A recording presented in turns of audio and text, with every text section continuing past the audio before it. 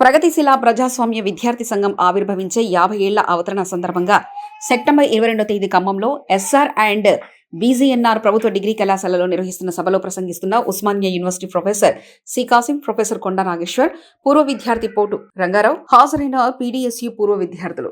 1974 October 12, 13 తారీఖులకి భారతదేశంలో విప్లవ విద్యార్థి ఉద్యమాల చరిత్ర రాయవలసి వస్తే, లేకపోతే విద్యార్థి ఉద్యమ చరిత్ర రాయవలసి వస్తే 1974 ముందు ఒక చరిత్ర, 1974 తర్వాత మరో చరిత్ర రాయాలి. అట్లాంటి ఒక ఉజ్వలమైన చరిత్రకి మీరందరూ సాక్షులు, మీరందరూ పాత్రదారులు. ఖచ్చితంగా ఆ చరిత్రలో మీ అందరి పాత్ర, మీ పేరు ఎక్కడో ఒక చోట తప్పనిసరిగా ఉండి తీరుతుంది. ఈ కళాశాల, ఇక్కడ నిర్మాణమైన ఈ కళాశాల, మనం ఈ సభ జరుగుతున్న ఈ చోట మీలో చాలా మంది ఇక్కడ చదువుకున్న వారు ఉండి ఉంటారు.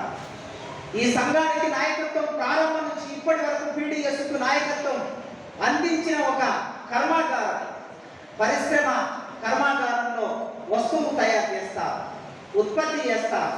కానీ ఒక కళాశాల కార్యకర్తని మాత్రమే కాకుండా ఈ దేశానికి పీడీఎస్కు నాయకత్వాన్ని తయారు చేసిన కేంద్రంగా ఈ కళాశాల ఉండటం అనేది మనందరికీ విలువైన కళాశాల. ఆ కళాశాల నుంచి ఈ వేదిక మీద ఉన్న వాళ్ళందరూ ఇప్పుడు పీడీఎస్కు నాయకత్వం ఉస్మానియా యూనివర్సిటీలోనైనా లేదా రాష్ట్రంలో, 2 తెలుగు రాష్ట్రాల్లో, ముఖ్యంగా తెలంగాణ రాష్ట్రంలోనైనా ఆనాటి నుంచి ఈనాటి వరకు నాయకత్వాన్ని అందించిన కళాశాలలో ఇవాళ 50 ఏళ్ల సభలకి ఇది కేంద్రం కావటం కూడా ఇది చరిత్రనే.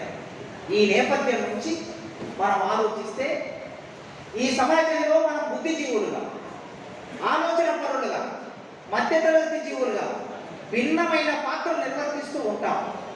ఈ భిన్నమైన పాత్రల్లో ప్రవేశించిన మనం ఈ సమాజాన్ని మార్చడానికి, ముందుకు నడపడానికి సంఘములోనే మాట ఉన్నది, ప్రగతిశీల ప్రజాస్వామ్య విద్యార్థి సంఘం. 2 మాటలు ఉన్నాయి. ఈ 2 మాటలకి ఈనాటికి కూడా ప్రాసంగికత ఉన్నది. ద రిలవెన్స్ ఆఫ్ ఆర్గనైజేషన్ అని అన్నప్పుడు ఆ సంఘం యొక్క ప్రాసంగికత ఎక్కడ ఉంటుందంటే సంఘం పేరులోనే ఉంటుంది. ఆ సంఘం పేరులో ప్రగతిశీల సమాజం ఎప్పుడైనా ప్రగతిశీలంగా ఉండాలని మనమందరం కోరుకుంటాం. మనం మాత్రమే కాదు, మన ఉద్యమ